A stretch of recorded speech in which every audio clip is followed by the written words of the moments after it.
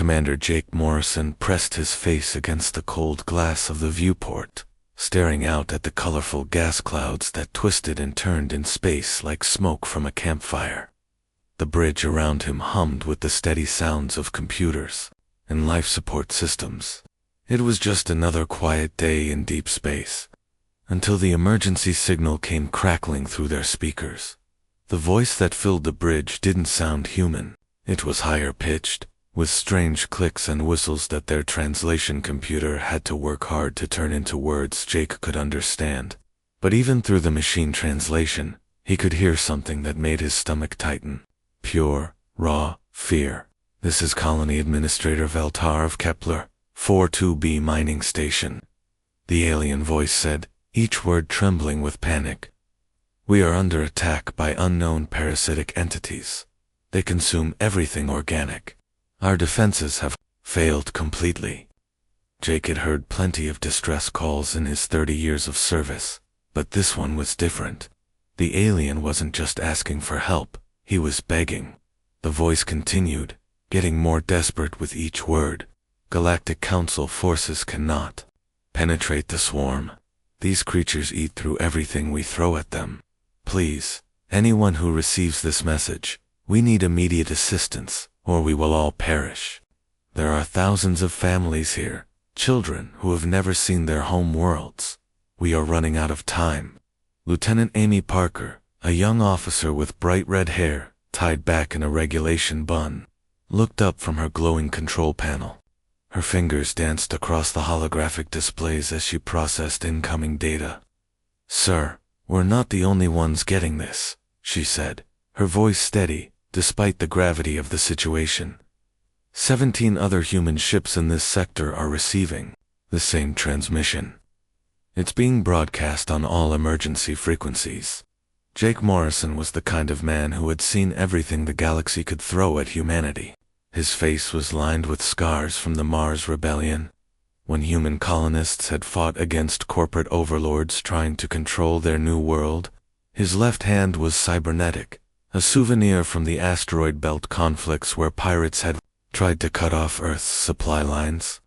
Through all of it, he had learned one valuable lesson. When everyone else is panicking, that's when you need to think the clearest. "Get me a direct channel to Fleet Command," Jake said calmly, walking over to the main communication console. "Priority Alpha protocols." The bridge crew moved with practiced efficiency. These weren't green recruits fresh out of training. Every person on the Thunderbolt had been through real combat, had faced situations where split-second decisions meant the difference between life and death. They knew their captain, and they trusted him completely. Within minutes, the air above the communication console shimmered and formed into the three-dimensional image of Admiral Tom Bradley. The hologram was so clear that Jake could see the coffee stains on Bradley's uniform and the stress lines around his eyes. Behind the Admiral, through the holographic projection, Jake could see the controlled chaos of Earth's primary military command center. Officers rushed between stations, large screens displayed star maps and fleet positions, and the constant chatter of military communications filled the background. "Morrison," Admiral Bradley said, skipping any pleasantries. "In crisis situations, the military didn't waste time on small talk. You've heard the situation. The Galactic Council has formally requested human intervention. Their standard energy weapons and peaceful negotiation tactics aren't working against these parasitic creatures." Jake had worked with the Galactic Council before. They were good people, or good aliens, anyway, but they came from worlds that were garden paradises compared to Earth. Most of their species had evolved on planets with perfect weather, abundant food, and no major predators. They solved problems through discussion and compromise, not violence. It worked great for most situations, but when something truly dangerous showed up, they were as helpless as children. "What's our authorization level, sir?" Jake asked, though he suspected he already knew the answer. Admiral Bradley's expression grew hard as steel. Jake had served under Bradley for 15 years, and had seen that look before. It meant the gloves were coming off. Full Deathworld Protocol. Commander, you have complete authority to handle this situation as you see fit. The Council has specifically requested human assistance after their conventional forces failed to make any progress. Deathworld Protocol.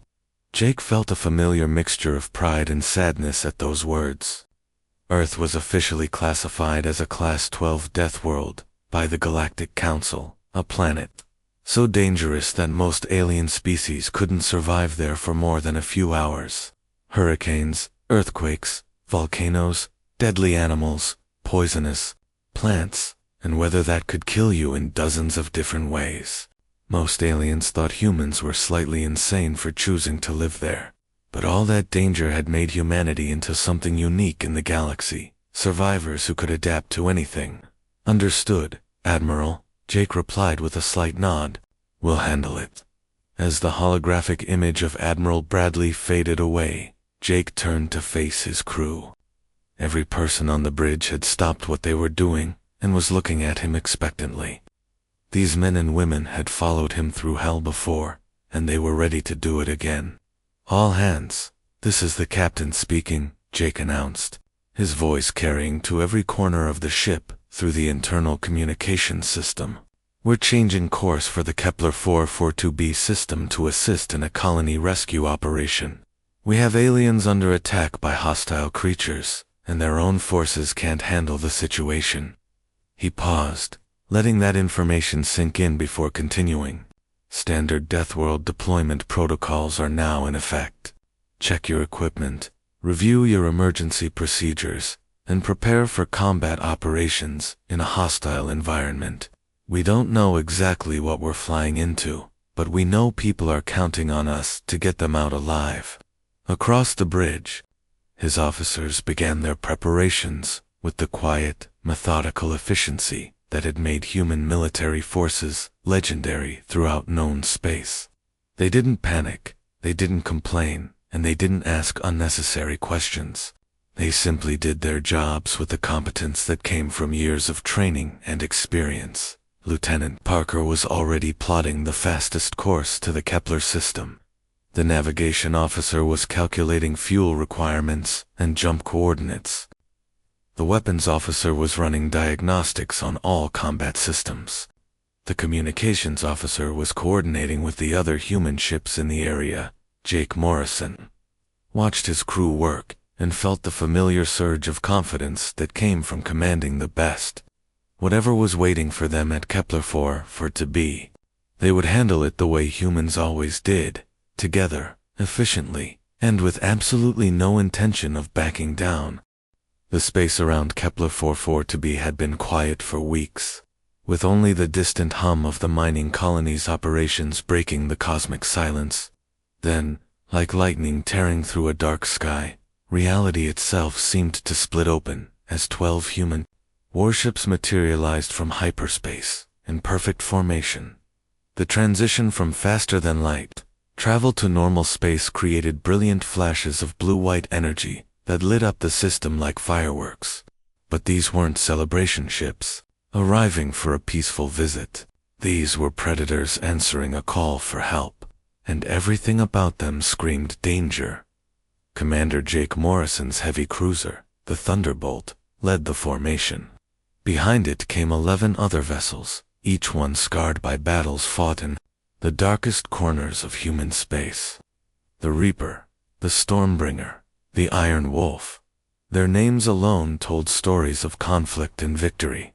These ships had fought pirates in asteroid fields, defended colonies from raiders, and participated in wars that most aliens couldn't even imagine. Captain Lisa Chen stood on the bridge of the Reaper, her short black hair perfectly regulation, despite having just come out of hyperspace. She was known throughout the fleet as someone who got things done, no matter how impossible the situation seemed. Her ship was smaller than Morrison's cruiser, but packed with enough firepower to level a city. Council Ship Harmony, this is Captain Chen of the Human Response Fleet, she announced over the communication system, her voice carrying the authority of someone who had never backed down from a fight. We're taking tactical command of this rescue operation. Please transmit all available data on the hostile entities. The response that came back from the Galactic Council observation vessel made several of the human officers exchange amused glances. The alien voice was high-pitched and nervous, with the kind of tremor that suggested its owner had never seen a real military operation before. Human vessels? We did not expect ships of such aggressive configuration, the council representative stammered.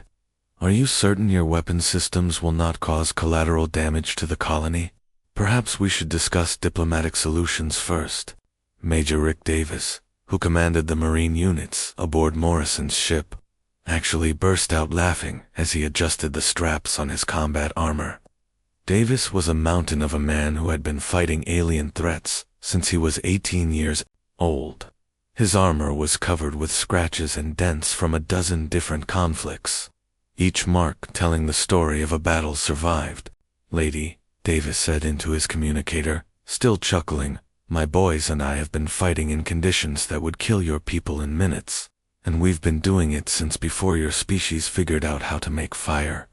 Trust me, we know how to handle a bug problem. The human fleet spread out in a tactical formation that would have impressed military strategists from any civilization. Each ship took a specific position, creating overlapping fields of fire and sensor coverage. They moved like a pack of wolves, circling wounded prey, but there was nothing random about their positioning. This was the result of centuries of human military doctrine, refined through countless battles. On the main tactical display aboard the Thunderbolt, the situation became clear in all its horrible detail. The mining colony, which should have been a cluster of bright lights and organized structures, was now covered by what looked like a living, breathing shell of crystalline creatures. The parasites had formed a dome over the entire settlement, pulsing with sickly green and purple light.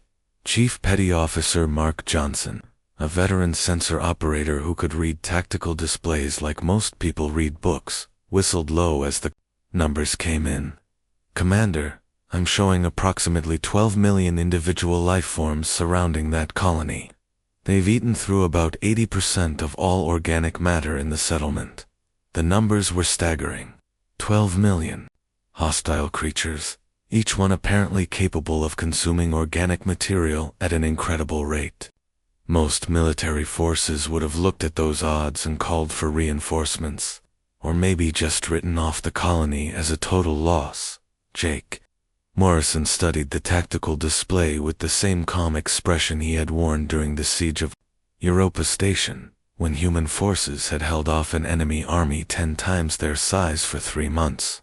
To him, this wasn't an impossible situation, it was just another day at the office. Looks like a standard extermination job, Morrison said calmly, as if he were discussing the weather, instead of planning an assault against millions of hostile aliens. All ships, prepare for combat operations. Deploy the dropships and ready the orbital bombardment systems. Aboard the Council observation vessel, safely positioned at the edge of the star system. Alien representatives from a dozen different species watched the human preparations with a mixture of fascination and horror.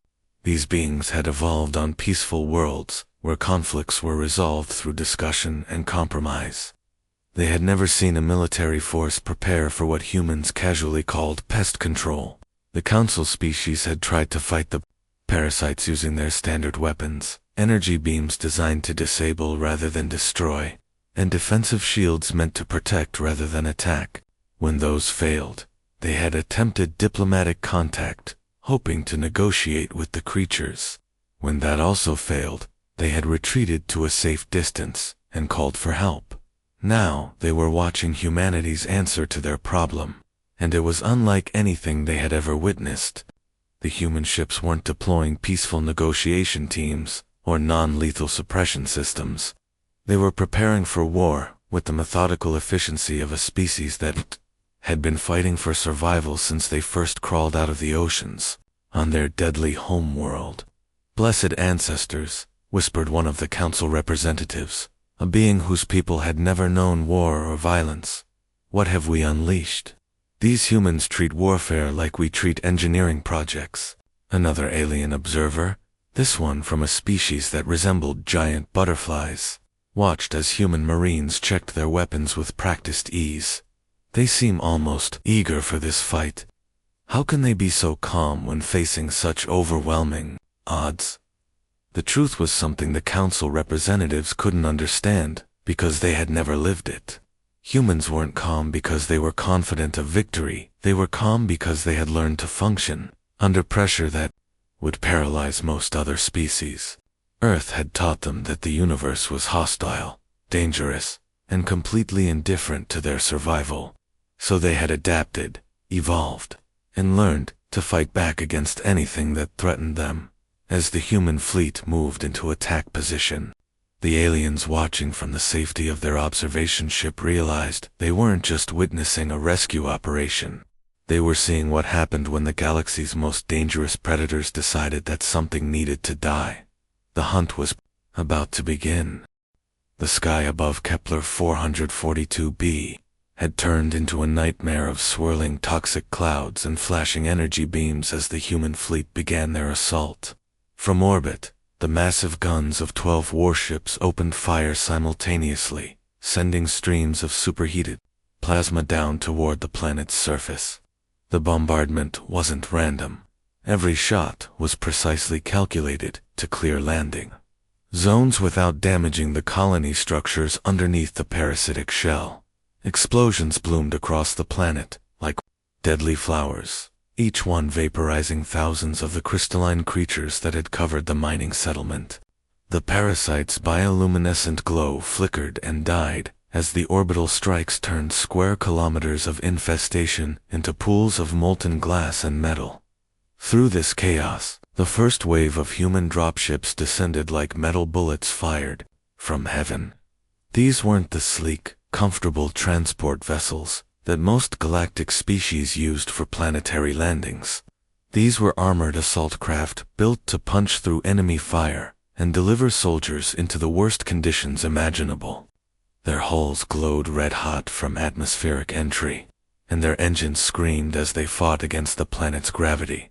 Sergeant First Class Mike Thompson felt the familiar jolt as his dropship's landing thrusters fired, bringing the craft down hard on the scarred surface of the colony world.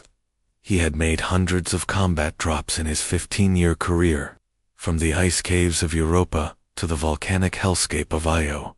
This was just another day at the office.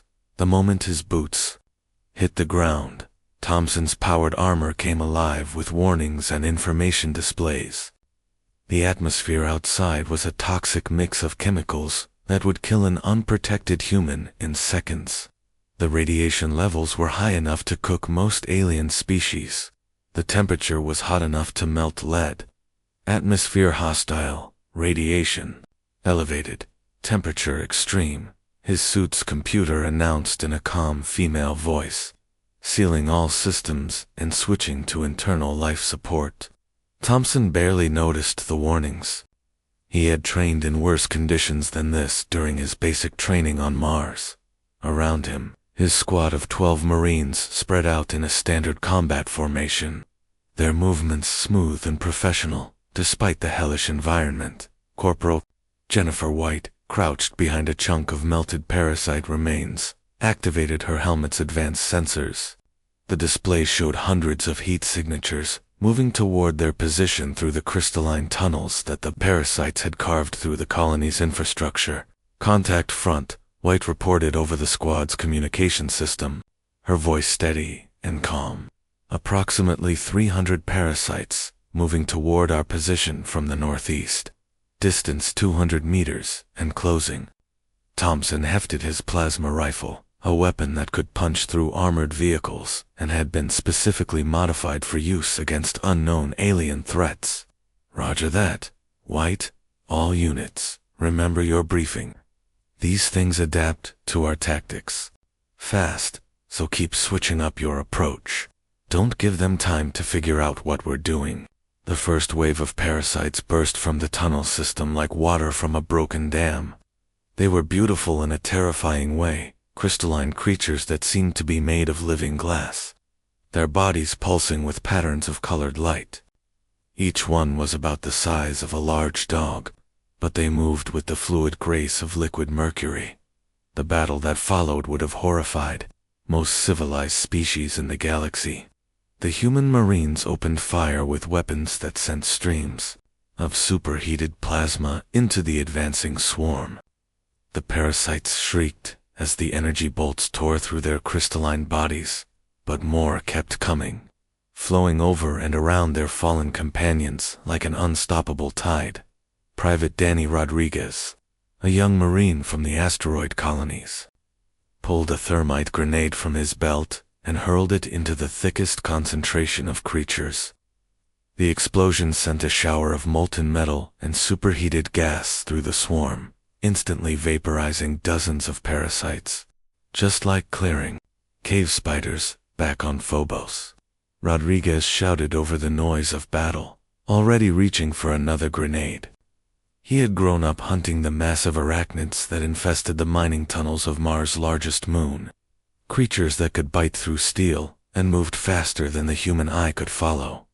Captain Rebecca Martinez, leading the engineering team that had landed with the second wave of dropships, was already adapting to the situation with the kind of creative problem-solving that made human military engineers legendary throughout the galaxy. She had spotted several pieces of industrial mining equipment that the parasites hadn't yet consumed, and her mind was racing with possibilities. "Phillips, Jackson, get over here," she shouted to her team. "Get me those industrial laser cutters, rigged with extended power cables. If these things like to tunnel, we're going tunnel hunting." The engineering team moved with practiced efficiency, converting peaceful mining tools into weapons of war. Laser cutters designed to slice through solid rock were rewired to operate at maximum power. Heavy construction mechs were fitted with improvised flamethrowers. Even the colony's waste processing equipment was turned into chemical weapons. This was something the parasites had never encountered before. The Galactic Council species they had fought earlier were peaceful civilizations that used standardized weapons and followed predictable tactical doctrines. When their energy weapons proved ineffective, they had no backup plan. When their defensive strategies failed, they retreated. Humans were different. They had evolved on a world that was constantly trying to kill them, where every day was a battle for survival against weather, animals, diseases, and natural disasters that would wipe out most other species. They had learned to adapt, improvise, and overcome any obstacle through sheer stubborn determination. As the Marines advanced deeper into the colony, their tactical efficiency became obvious to everyone watching. They weren't just fighting the parasites randomly. They were systematically destroying them with the methodical precision of exterminators dealing with a pest problem. Thompson's squad moved through the crystalline tunnels like ghosts, using night vision equipment to navigate in the darkness and thermal sensors to track their enemies. When the parasites tried to ambush them from above, the humans were ready with proximity mines. When the creatures attempted to flank them through side passages, they found the routes already blocked with explosive charges. "Control, this is Alpha Squad," Thompson reported back to the command ship orbiting overhead. "We've cleared the outer perimeter and are advancing toward the colony's main habitat dome. Resistance is heavy but manageable. These things are tough, but they're not any worse than what we dealt with during the Titan Rebellion." From orbit, the alien observers from the Galactic Council watched the human assault with a mixture of awe and terror. They had called for help expecting to see a rescue operation. Instead, they were witnessing something that looked more like the methodical extermination of an entire species. The humans weren't just winning, they were making it look easy. 6 hours had passed since the first human boots touched the ground on Kepler-4 for to be, and the situation had transformed completely. What the Galactic Council had expected to be a desperate last stand against overwhelming odds had turned into something entirely different. A methodical hunt where the humans were clearly the predators. "Captain, David Wilson stood in the colony's main atmospheric processing facility, surrounded by machinery that hummed and clicked as his engineering team made modifications that would have horrified the original designers. Wilson was the kind of engineer who saw solutions where others saw impossible problems. Give him a broken toaster, and he could turn it into a communication device. Give him industrial equipment, and he could turn it into a weapon. Nitrogen oxide mixture at 15% concentration, Wilson reported into his communicator, watching as poisonous gas began flowing through the colony's ventilation system. That should clear out the parasites in sections 7 through 12, without damaging the structural integrity. His team worked with the calm efficiency of people who had done this kind of improvisation hundreds of times before. They had turned mining equipment into flamethrowers, construction tools into artillery, and now they were using the colony's own life support systems as a delivery method for chemical weapons. It was creative, it was effective, and it was exactly the kind of thinking that had kept humanity alive on their dangerous homeworld. The parasites had been incredibly successful against the Galactic Council forces because they could adapt to new threats faster than most species could develop countermeasures. When the aliens used energy weapons, the parasites evolved resistant shells. When they tried kinetic projectiles, the creatures developed armor plating. The Council species had followed predictable patterns, using the same types of weapons and tactics that had worked for them for thousands of years. Humans were different. When the parasites adapted to plasma fire, the Marines immediately switched to old-fashioned bullets and explosives. When the creatures developed immunity to standard military explosives, the humans started mixing their own chemical compounds, using materials they found in the colony's industrial sections. The parasites couldn't keep up because the humans weren't following any standard tactical doctrine. They were making it up as they went along. Master Sergeant Kelly Anderson demonstrated this human adaptability as she led her squad through a crystalline tunnel that looked like something from a nightmare. The walls were alive with parasites that pulsed and writhed like diseased tissue. The air was thick with spores that could eat through most materials in minutes. The tunnel was so narrow that the Marines had to move in single file, and so low that they had to crawl on their hands and knees in some sections. Environmental suits showing minor corrosion from the spores. Anderson reported over the radio, her voice as calm as if she were discussing lunch plans. Still well within operational parameters. Continuing advance toward target location. Most alien species would have turned around and found another route. The conditions in the tunnel were lethal to almost every form of life in the galaxy. The spores alone would have killed most creatures in minutes, and the psychological pressure of being trapped in such a confined space with hostile entities would have driven many beings insane. But Anderson's squad moved through the hellish environment like it was just another training exercise. They had prepared for this kind of situation by practicing in the sulfur caves of Io, where the air was poison and the heat could melt metal. They had trained in the methane storms of Titan, where visibility was zero and the atmospheric pressure could crush an unprotected human instantly. They had run exercises in the radiation fields around Jupiter, where most electronics failed, and unshielded exposure meant death in hours. Compared to those training environments, this tunnel was just another hostile location to overcome. The Marines moved with practiced efficiency, their weapons ready, their environmental suits protecting them from the toxic atmosphere, their training allowing them to function normally in conditions that would paralyze most other species with fear. Lieutenant Colonel James Parker watched the tactical displays from his command post aboard one of the dropships, and he had to shake his head in amazement at what he was seeing. Parker had been in the military for 25 years, and he had never seen an operation go this smoothly against such overwhelming odds. Parasites are trying to retreat to the colony's core, he announced over the command frequency. All units, begin encirclement protocol. Don't let any of them escape to establish a new breeding ground. The tactical display showed the parasites' movement patterns as glowing dots of light, and Parker could see their strategy clearly. The creatures were abandoning the outer sections of the colony and pulling back to the central habitat areas where The human colonists were trapped. It was actually a smart move. Concentrate their forces in a defensible position and use the hostages as shields. It might have worked against the Galactic Council forces, who would have been reluctant to risk civilian casualties.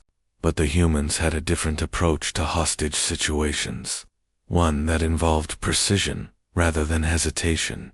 Aboard the Council observation vessel, safely positioned at the edge of the star system, alien representatives watched the human operation with growing amazement and horror.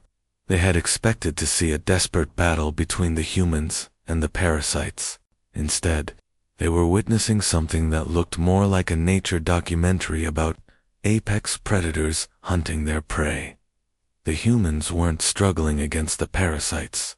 They weren't even fighting them in the traditional sense. They were hunting them with the patience and precision of creatures that had evolved to be the galaxy's most dangerous predators. "How is this possible?"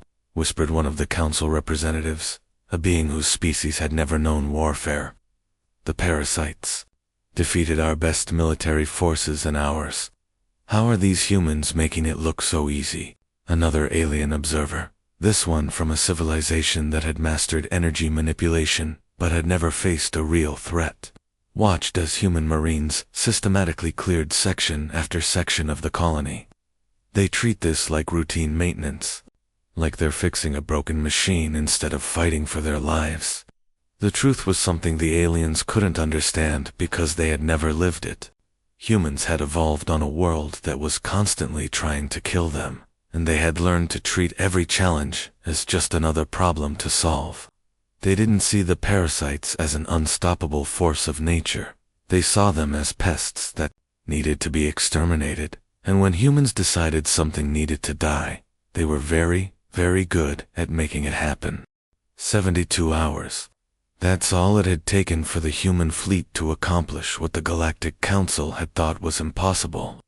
Commander Jake Morrison stood in the colony's main habitat dome, breathing filtered air that no longer carried the stench of death and decay. The massive transparent walls that had once been covered with writhing parasites now showed clear views of the alien landscape beyond. The dome was alive with activity, but it was the good kind of chaos, the organized bustle of people working to rebuild rather than fighting to survive. Human medical teams moved between groups of alien survivors, their movements gentle and careful as they treated beings whose biology was completely different from their own. Dr. Linda Foster knelt beside a wounded alien that looked like a cross between a butterfly and a tree, her scanner humming softly as it analyzed the creature's vital signs. Foster had been the fleet's chief medical officer for 8 years, and she had learned to treat dozens of different alien species during humanity's expansion into the galaxy. Her hands, which had been steady enough to perform surgery during combat operations, now moved with the same precision as she carefully applied healing gel to the alien's damaged wing appendages. "Malnutrition and shock, mostly," she reported to Morrison, not looking up from her patient.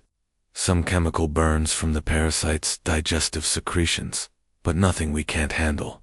These folks are tougher than they look." Around the medical stations, the rescued colonists watched the human medical teams with expressions of wonder and gratitude. Many of these aliens had never seen humans before, and they were amazed by what they witnessed. The same people who had fought through hell to reach them were now working with incredible gentleness to heal their wounds and ease their suffering. A young alien child, no bigger than a human toddler, but covered in soft blue fur, tugged on the sleeve of Corporal Jennifer White, who had been killing parasites with ruthless efficiency just hours before. Immediately knelt down to the child's level and offered a piece of candy from her emergency rations. "It's okay, little one," White said softly, her voice completely different from the clipped military tone she had used during combat. "You're safe now. The bad things are all gone." Administrator Veltar, the colony's original leader who had sent out the desperate distress call, approached Morrison with obvious written across his alien features. Veltar belonged to a species that resembled tall, thin humanoids, with skin that shifted colors based on their emotions. Right now, his skin was cycling through shades that Morrison's cultural briefings had taught him meant profound gratitude and amazement. "Commander Morrison," Veltar said, his translated voice trembling with emotion, "your species has accomplished something we thought was impossible. When the parasites first arrived, we had 12,000 colonists here, our own. Military forces told us the colony was lost forever, that there was no way to save anyone trapped on the surface." Morrison looked around the dome at the survivors, aliens of a dozen different species. All of them alive because humans had been willing to fight through hell to reach them. He felt the familiar mixture of pride and humility that came after a successful mission. His people had done good work here, but to him, it didn't seem like anything special. "You asked for help," Morrison said with a slight shrug, a gesture that somehow conveyed both humility and absolute confidence in his people's abilities. "That's what we do. When someone needs help, humans respond. It's just part of who we are." Chief Engineer Robert Hayes was already deep in conversation with the colony's surviving technicians, his hands gesturing as he explained the modifications his team was making to the settlement's defensive systems. Hayes was the kind of engineer who saw every problem as an interesting puzzle to solve, and he was clearly enjoying the challenge of upgrading alien technology. "We'll have your mining equipment back online within the week," Hayes promised the grateful technicians. "The parasites did some damage to your primary extraction systems, but nothing we can't fix. And we're leaving behind some defensive upgrades that should help if something like this ever happens again." He pulled up a holographic display showing the colony's new defensive grid. Motion sensors here and here, automated gun turrets positioned around the perimeter, and a new early warning system that can detect biological threats from orbit. "Next time something nasty shows up, you'll know about it hours before it reaches the colony." The alien technicians studied the human modifications with obvious admiration. The defensive systems were elegant, effective, and used principles that most of their species had never considered. Humans, it seemed, had turned the art of warfare into a science, and they were willing to share that knowledge with their allies as the human fleet prepared to depart, loading their equipment back onto the dropships and saying goodbye to the colonists they had saved. The Galactic Council representatives finally began to understand what they had witnessed. These humans weren't just skilled warriors or clever engineers. They were something entirely new in the galaxy's political landscape. Captain Lisa Chen stood on the bridge of the Reaper, watching through the viewports as the last of the human personnel returned from the planet's surface. Her ship's sensors showed that every trace of the parasite infestation had been eliminated. The threat that had seemed so overwhelming just days before had been completely neutralized. Morrison's final transmission to the Council fleet was characteristically simple and direct. "Council Ship Harmony, this is Commander Morrison. Colony secured, threat neutralized. KEPLER 44 to B is safe for continued habitation. Human response fleet departing on schedule. Safe travels." One by one, the 12 human warships engaged their hyperspace drives and vanished into the void like ghosts returning to the darkness between stars. They left behind a restored colony, grateful survivors, and alien observers who would never again think of humans as just another member species of the Galactic Council. As the last human ship disappeared, Administrator Veltar stood in his restored colony and looked up at the stars. Somewhere out there, other threats were moving through the darkness between worlds. Pirates, hostile aliens, natural disasters, and things that had no names but brought death wherever they went. But now, the galaxy had something it had never possessed. Before, a species that didn't just survive when the universe tried to kill them, but fought back with such efficiency that they made it look easy. Humans had claimed their place in the cosmic community, not through superior technology or diplomatic skill, but through the simple, terrifying fact that when something threatened the innocent, they would show up and make the threat go away. And, in the depths of space, other hostile forces took notice. Word would spread through the underworld networks and alien intelligence services. There was a new player in the galaxy now, one that treated warfare like routine maintenance and turned impossible rescue missions into standard operations. The age of humanity had begun, and the universe would never be the same.